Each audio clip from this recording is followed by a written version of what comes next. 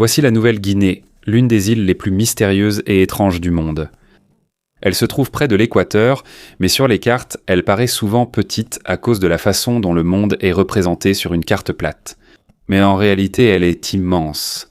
C'est la deuxième plus grande île du monde, juste après le Groenland, et elles sont presque de la même taille. Si tu la plaçais en Europe, elle s'étendrait de l'Angleterre jusqu'à la Roumanie. Si tu la plaçais en Amérique, elle irait de New York jusqu'au Texas, c'est plus grand que ce que la plupart des gens imaginent. Et ce qui est moins connu, c'est que près de 80% de l'île est couverte d'une épaisse forêt. C'est l'une des plus grandes forêts tropicales du monde, après l'Amazonie et le Congo. C'est pourquoi certains l'appellent une seconde Amazonie. Mais il n'y a pas que la forêt ici, l'île est aussi montagneuse. La chaîne de montagnes, en son centre, est presque aussi grande que les Rocheuses, et c'est ici que l'on trouve certaines des plus hautes montagnes de toutes les îles du monde. La densité des forêts et la hauteur des montagnes font qu'il reste de nombreux lieux inexplorés par l'homme. Jusqu'à aujourd'hui, même à l'époque moderne, on peut encore y trouver des choses inattendues, comme de la glace. Oui, de la glace. Mais avant de commencer, n'oubliez pas d'aimer cette vidéo. C'est très important pour nous, les créateurs de contenu. Merci beaucoup et maintenant, commençons. Sur une île tropicale, dans la partie ouest de l'île appartenant à l'Indonésie, il reste encore des glaciers. On le trouve sur une montagne appelée Puncak Jaya. C'est le point le plus élevé de l'île et c'est aussi l'une des plus hautes montagnes du monde qui se trouve sur une île. En raison de son altitude, la température baisse et la pluie se transforme en neige qui finit par devenir de la glace. C'est ce qu'on appelle un glacier tropical, l'un des rares au monde. Quand un explorateur néerlandais l'a vu pour la première fois au XVIIe siècle, personne ne l'a cru.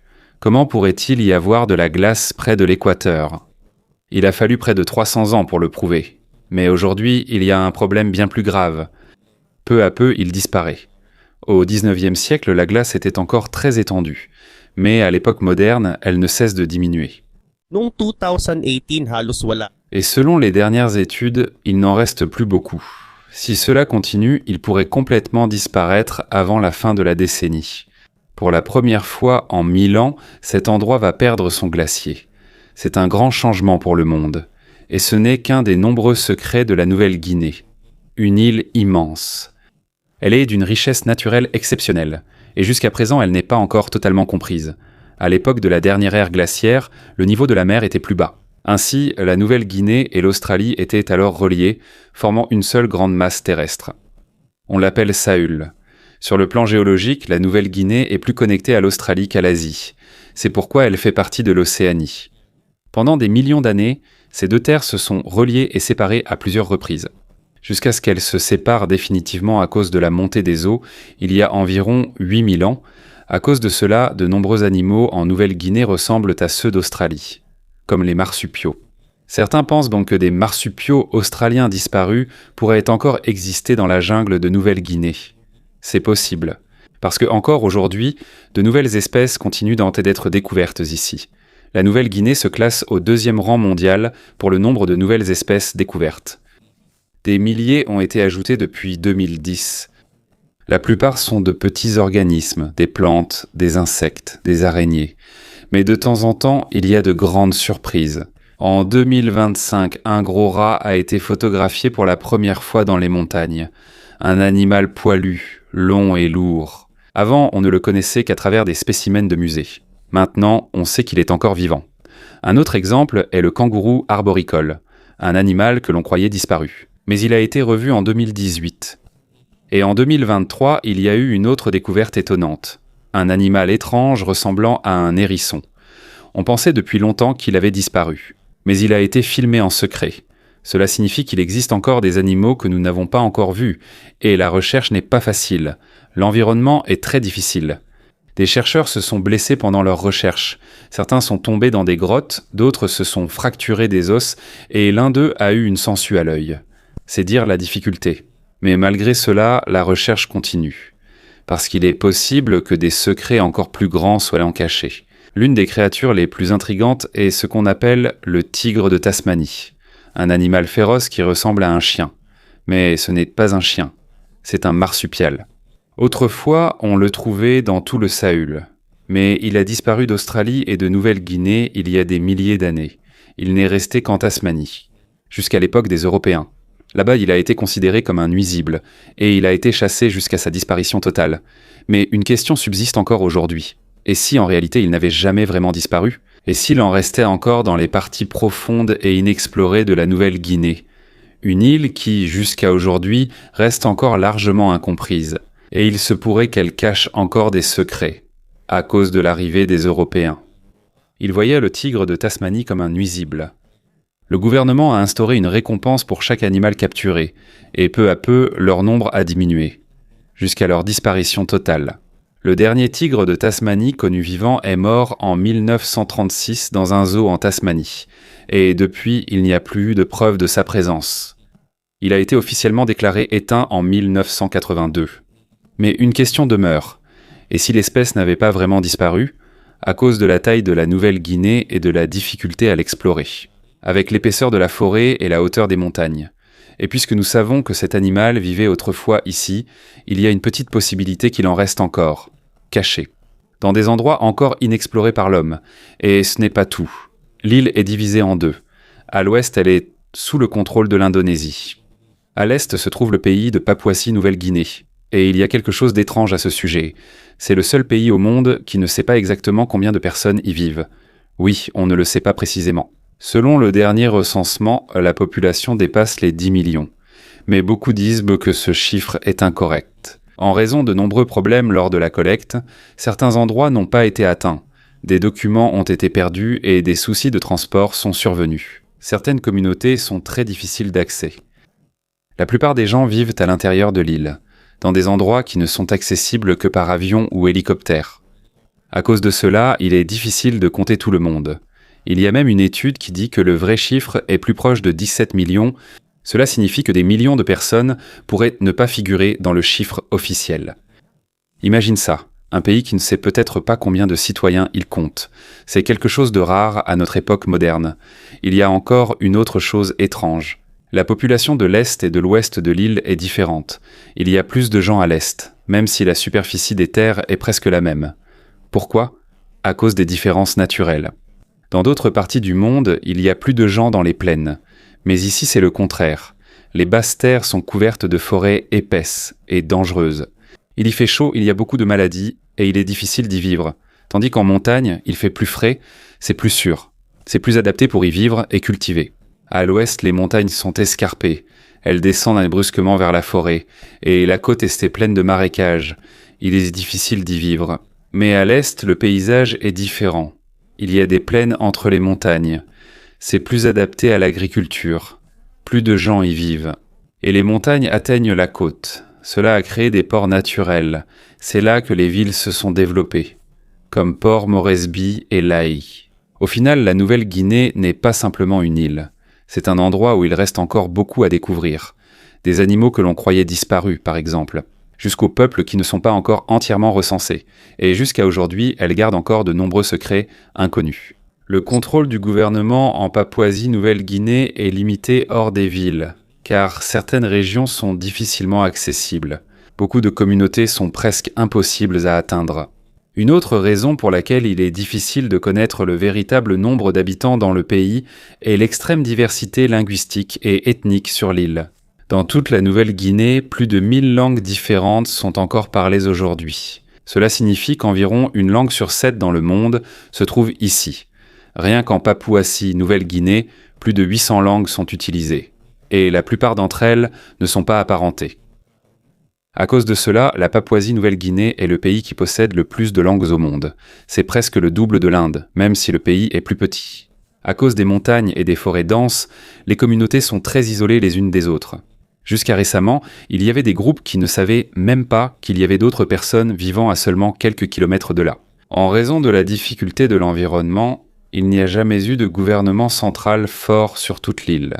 Dans d'autres parties du monde, une seule langue dominante s'est imposée à cause de ce système. Mais ici, cela ne s'est pas produit. C'est pourquoi des centaines de groupes distincts ont développé leur propre langue au fil de milliers d'années. Aujourd'hui, il existe 2 langues principales utilisées pour permettre la communication entre les différents groupes. La première est le Tok Pisin, une langue dérivée de l'anglais. L'autre est chez le Hiri Motu, une langue autochtone. Mais même ces deux langues ne sont pas connues par la moitié de la population. C'est pourquoi la communication reste difficile entre les nombreux groupes. Il y a des mots d'origine anglaise qui ont pris une forme différente en Tok Pisin. Par exemple, leur façon de dire « je t'aime ». Cela signifie littéralement « moi aimer toi ». Et cela n'inclut même pas le nombre de tribus en Nouvelle-Guinée qui n'ont pas encore été contactées jusqu'à aujourd'hui.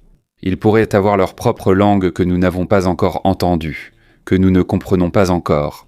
Cela signifie que même à l'époque moderne, il existe encore des parties du monde où beaucoup de choses restent inconnues. On croit qu'il n'y a plus vraiment de tribus totalement incontactées dans la partie orientale de l'île. En Papouasie-Nouvelle-Guinée, la population est plus nombreuse et les contacts extérieurs plus fréquents. Mais dans la partie occidentale de l'île, qui fait partie de l'Indonésie, on croit qu'il en reste encore quelques-unes. Au début du XXIe siècle, on estimait qu'il y avait environ 40 tribus qui n'avaient pas encore été contactées. On les trouve dans les forêts reculées de la Nouvelle-Guinée occidentale. C'est l'un des endroits ayant le plus grand nombre au monde. Seule l'Amazonie en Amérique du Sud en compte davantage. Mais après plus de 20 ans, la situation a changé. En raison de l'arrivée du gouvernement, des missionnaires, des touristes et des créateurs de contenu, leur nombre a diminué. Selon les études, il n'en reste plus que 2 à 10. Et la plupart d'entre eux connaissent déjà le monde extérieur. Mais ils choisissent de rester isolés. Ils font partie des derniers groupes à préserver un mode de vie ancien, refusant de se mêler aux autres. Un processus qui a duré des milliers d'années. Selon les preuves, les premiers hommes en Nouvelle-Guinée sont arrivés il y a environ 60 000 ans. C'est l'une des toutes premières migrations humaines depuis l'Afrique. Cela signifie que les peuples autochtones d'ici font partie des populations les plus anciennes du monde. Ils ressemblent aux aborigènes d'Australie et à d'autres groupes de la région. Mais même s'ils se ressemblent physiquement, ils ne sont pas des proches parents des Africains. En fait, les Européens sont plus proches des Africains qu'eux. L'une des raisons à cela est le pourcentage élevé d'ADN ancien qu'ils possèdent. Cet ADN provient d'une ancienne espèce humaine appelée Denisoviens. Les Denisoviens ont vécu en Asie il y a des milliers d'années, et les ancêtres des habitants de la Nouvelle-Guinée ont eu des contacts avec eux. C'est pourquoi jusqu'à aujourd'hui, ils portent encore une partie de cet ADN. Après la montée du niveau de la mer, il y a environ 8 à 10 000 ans, la Nouvelle-Guinée est devenue isolée. Leur population est devenue plus isolée, ce qui a préservé les caractéristiques uniques de leur ADN. Actuellement, la plupart d'entre eux possèdent entre 4 et 7% de leurs gènes provenant des Denisoviens. Et il existe certaines communautés dans les montagnes où ce chiffre atteint même 12%. C'est le taux le plus élevé jamais enregistré dans le monde entier. Et même s'ils ont été séparés pendant longtemps, ils ont accompli quelque chose de remarquable. Dans un endroit appelé Cook Swamp, on a découvert qu'ils avaient développé leur propre méthode d'agriculture. Cela s'est produit il y a environ 8000 ans. Et cela ne venait pas d'ailleurs. Ils l'ont appris par eux-mêmes. Cela signifie qu'ils font partie des rares groupes au monde à avoir développé l'agriculture par eux-mêmes. Une preuve de l'originalité et de l'importance de l'histoire. Et jusqu'à aujourd'hui, cela continue d'apporter des réponses et encore plus de questions. On pense que les peuples autochtones de Nouvelle-Guinée ont été les premiers à planter et à cultiver des bananes, entre autres. Plus tard, celles-ci se sont répandues dans d'autres parties du monde. Lorsque les peuples austronésiens sont arrivés, il y a environ 3000 ans, le commerce a commencé. Cela a encore accru la diversité linguistique sur l'île. Actuellement, sur environ 1000 langues parlées en Nouvelle-Guinée, entre 2 et 300 sont austronésiennes. Le reste sont des langues autochtones de l'île. L'une des questions les plus intrigantes concernant l'agriculture en Nouvelle-Guinée est de savoir comment la patate douce y est arrivée. La patate douce vient d'Amérique du Sud, mais il existe des preuves qu'elle est arrivée en Nouvelle-Guinée au XIIIe siècle. Cela veut dire que cela remonte à des siècles avant l'arrivée de Christophe Colomb en Amérique. L'explication la plus acceptée est qu'il y a eu des contacts entre les Polynésiens et les peuples autochtones d'Amérique du Sud. Cela s'est produit entre le XIe et le XIIIe siècle. À partir de là, la patate douce s'est répandue vers l'ouest grâce au commerce, jusqu'à ce qu'elle atteigne la Nouvelle-Guinée. Et là, un grand changement s'est produit, parce que la patate douce peut pousser dans les montagnes de la Nouvelle-Guinée. Et on peut aussi la donner aux cochons sans avoir besoin de la cuire. Grâce à cela, le nombre de cochons élevés a rapidement augmenté. Et en même temps, la population des communautés a aussi grandi. Leur société était devenue plus organisée et plus complexe, et ils sont restés isolés du reste du monde pendant une période plus longue que les autres grands groupes. Les montagnes de Nouvelle-Guinée ressemblent à une île à l'intérieur d'une île. Ce sont des régions élevées où l'on peut cultiver et vivre convenablement. Mais elle est entourée de forêts denses et dangereuses, ainsi que par la mer. Pendant longtemps, les Occidentaux en savaient très peu sur l'intérieur de l'île. Ils pensaient qu'il y avait peu de gens là-bas. Ils ne connaissaient même pas la vérité. Les montagnes de Nouvelle-Guinée sont restées inconnues du monde jusqu'aux années 30. Pour comprendre à quel point c'est impressionnant, imagine ceci. Les Européens ont atteint le pôle sud en Antarctique avant d'atteindre les montagnes de Nouvelle-Guinée. Dans les années 30, ils ont commencé à utiliser des avions pour explorer l'intérieur de l'île. Ils s'attendaient à ce qu'il y ait peu de gens. Mais ils se sont trompés. Au lieu de cela, ils ont découvert une population immense. Dans les montagnes, on estime qu'il y avait jusqu'à 1 million de personnes. Une société entière qui s'est développée séparément du reste du monde. C'est l'un des derniers grands premiers contacts entre deux sociétés différentes dans l'histoire de l'humanité qui a émerveillé les Européens. Parce qu'ils ont rencontré une société qui vivait encore de manière ancestrale et qui continuait à se développer à une époque où le monde était déjà presque entièrement connecté. Beaucoup des photos prises par les premiers occidentaux arrivés dans les montagnes montrent de l'étonnement. Non seulement chez eux, mais surtout chez les autochtones. On peut voir l'étonnement sur leur visage, car toute leur vie, tout ce qu'ils connaissaient, c'était leur propre monde. Une société qui n'a presque pas changé depuis des milliers d'années. Et soudain, ils ont vu des étrangers, des gens à la peau claire, des avions, des fusils et des outils en acier. Pour la première fois, cela montre à quel point la Nouvelle-Guinée était isolée du reste du monde. Et même aujourd'hui, il y a encore des parties qui le sont. Un autre des plus grands mystères de l'île concerne la disparition d'une personne issue de l'une des familles les plus riches du monde. Au début des années 70, Michael Rockefeller avait 23 ans. Il était le fils de Nelson Rockefeller, qui était alors gouverneur de New York, et petit-fils de John D. Rockefeller, l'un des hommes les plus riches de l'histoire. Michael aimait étudier la culture et l'histoire humaine. Son père a ouvert un musée à New York et il en est devenu membre. Il voulait rapporter des œuvres d'art directement de leur lieu d'origine. C'est pourquoi il a décidé d'aller en Nouvelle-Guinée, en particulier auprès du groupe des Asmat. À cette époque, la région était encore contrôlée par les Néerlandais. Et ce n'est que récemment que le gouvernement et les missionnaires ont commencé à entrer en contact avec les Asmat. La plupart d'entre eux n'avaient jamais vu d'étrangers auparavant.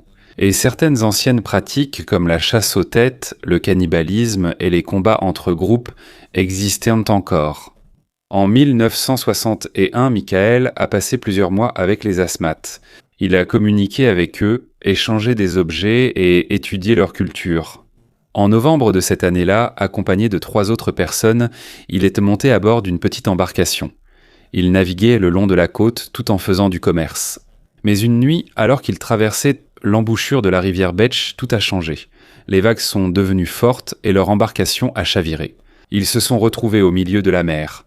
2 jeunes Asmat qui les accompagnaient, comme guides, ont immédiatement sauté à l'eau. Ils ont nagé jusqu'à la rive et ont finalement atteint un village pour demander de l'aide. Mais Michael et son compagnon néerlandais, René, sont restés derrière. Ils se sont accrochés au bateau renversé. Le temps passait.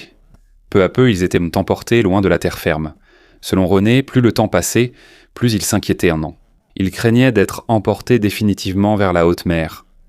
Finalement, Michael a pris une décision.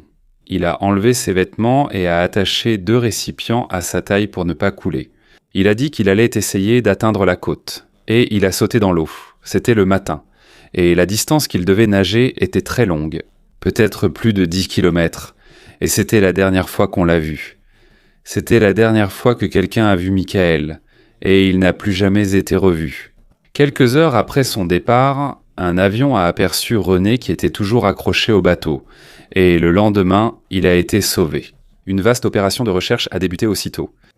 Des centaines de personnes ont participé avec des avions, des bateaux et des véhicules aériens. Tout a été utilisé pour retrouver Michael, parce que ce n'était pas quelqu'un d'ordinaire. Il est le fils du gouverneur de New York, et il fait partie de l'une des familles les plus riches d'Amérique. Mais après 2 semaines, aucune trace n'a été trouvée, et la recherche a finalement été arrêtée. Selon le rapport officiel du gouvernement néerlandais, Michael s'est noyé en nageant vers le rivage. Mais il existe une autre histoire. Il existe des preuves et des témoignages affirmant qu'il a subi un sort bien pire. À cette époque, il était encore courant chez les Asmates de tuer, de pratiquer le cannibalisme et de se battre contre d'autres groupes. Il y avait 2 missionnaires néerlandais qui vivaient dans la région depuis longtemps. Ils connaissaient pas la langue et comprenaient la culture. Peu à peu, ils ont recueilli des récits auprès des témoins. Et ce qu'ils disaient était différent. Selon eux, un groupe de guerriers marchait le long de la plage ce matin-là. Et c'est là qu'ils ont vu Michael. Il est important de se rappeler ce qui s'est passé quelques années auparavant.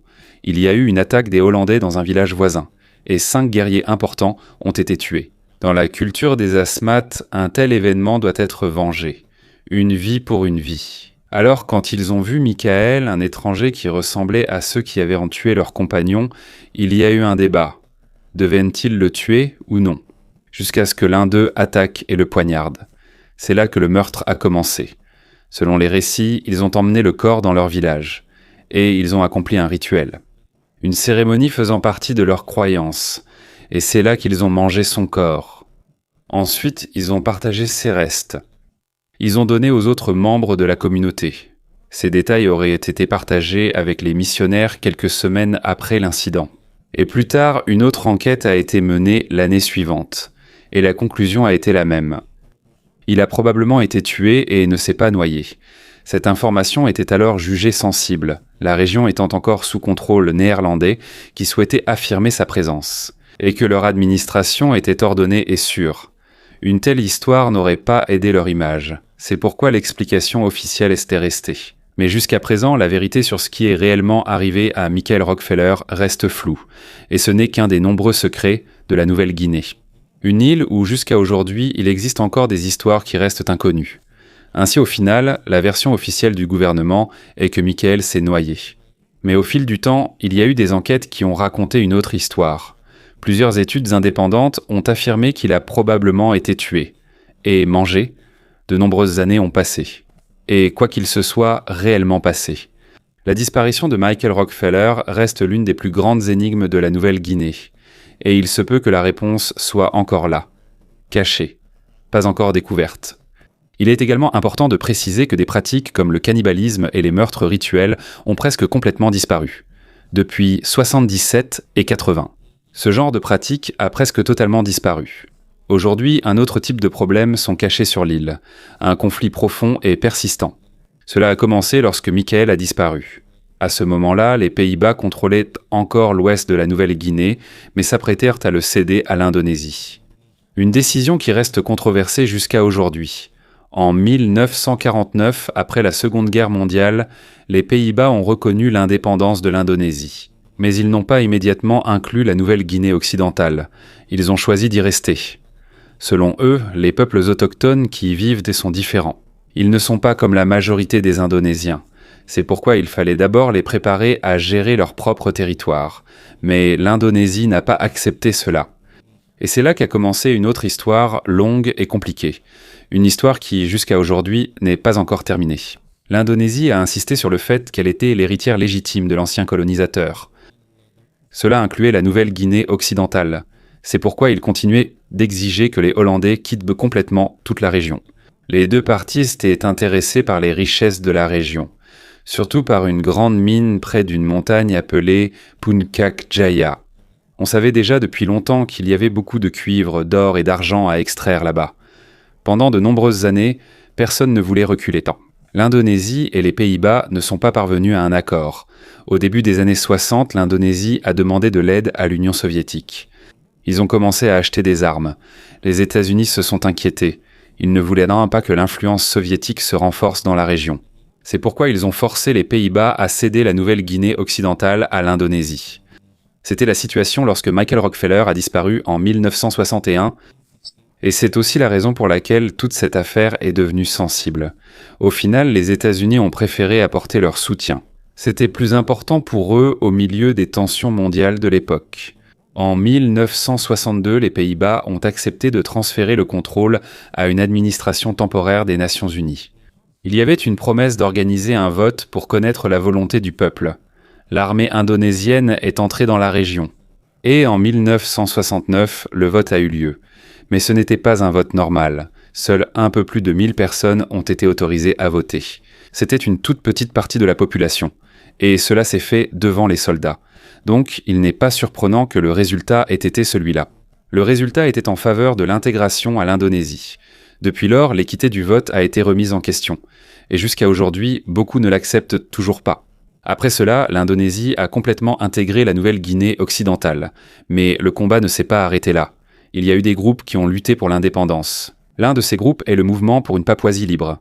Depuis les années 70, la réponse du gouvernement est devenue violente. Le contrôle est strict. Et beaucoup disent que la situation là-bas ressemble à un état policier. La simple expression de ces opinions peut être punie. Même le fait de hisser le drapeau du mouvement pour la liberté est considéré comme un crime. Et cela peut mener à une longue peine de prison. Pendant de nombreuses années, l'accès à la région a également été strictement contrôlé. Les journalistes et les chercheurs sont empêchés d'entrer, et même certains responsables venus de l'étranger. À cause de cela, très peu d'informations sortent, et beaucoup de choses se passent sans que le monde le sache. C'est comme une partie de la carte qui manque d'informations, un endroit encore plein de secrets, et qui n'est pas encore complètement compris. Depuis le début du conflit dans les années 70, de nombreux rapports sont sortis.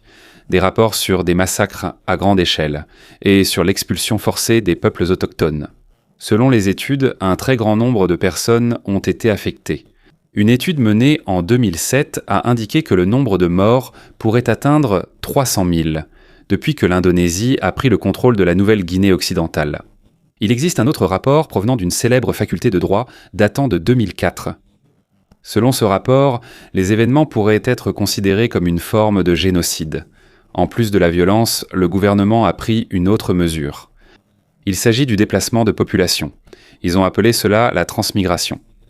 De nombreuses personnes ont été déplacées de régions densément peuplées comme Java et Sumatra vers la Nouvelle-Guinée occidentale, où des terres leur ont été attribuées. Souvent, ces terres appartenaient auparavant aux populations autochtones. On estime qu'environ 300 000 personnes ont été déplacées dans le cadre de ce programme. Aujourd'hui, on estime qu'environ la moitié de la population de la région est composée de nouveaux arrivants ou de leurs enfants. Pendant ce temps, le mouvement pour une Papouasie libre continue de résister. La plupart de leurs armes sont simples, arcs, lances et vieilles armes à feu. Malgré cela, ils continuent de se battre en utilisant des tactiques de guérilla. Ils attaquent les routes et les infrastructures importantes, en particulier la grande mine de la région. Cette mine est l'une des plus grandes au monde. Et c'est ici que l'Indonésie extrait ses richesses, or, cuivre et d'autres ressources. Pendant que cela se passe, de nombreux pays ne s'en mêlent pas vraiment. En 2018, la situation s'est de nouveau aggravée. L'armée a lancé une opération à grande échelle. De nombreux soldats ont été envoyés. Il y a également des rapports sur l'utilisation de produits chimiques dangereux. Le nombre de morts n'est pas clair, mais il est certain qu'ils sont nombreux. En 2022, les Nations Unies ont pris la parole. Elles ont condamné ce qui se passait. Certains ont également appelé à l'envoi de forces pour aider. Mais il y a encore peu d'actions concrètes. Le contrôle sur la zone reste strict. Les journalistes et les observateurs ne sont pas facilement autorisés à entrer. En plus de cela, d'autres pays comptent aussi sur les ressources naturelles provenant de là-bas. C'est pourquoi il est difficile de compter sur une aide importante. À cause de cela, certains autochtones croient que la lutte est la seule solution. En février 2023, Le Monde a de nouveau remarqué la situation. Un petit avion a été attaqué. Le pilote, un étranger, a été capturé. Il a été utilisé comme monnaie d'échange pour demander la liberté. Il y a eu une forte tension. Cela a duré plus d'1 an. Finalement, il a aussi été libéré. Et petit à petit, le monde a de nouveau cessé de prêter attention à la question. Mais la réalité sur le terrain demeure. Le contrôle continue. Les restrictions persistent. Et jusqu'à présent, il est toujours difficile de connaître toute la vérité. Un endroit rempli d'histoire. Mais peu de gens entendent ces récits.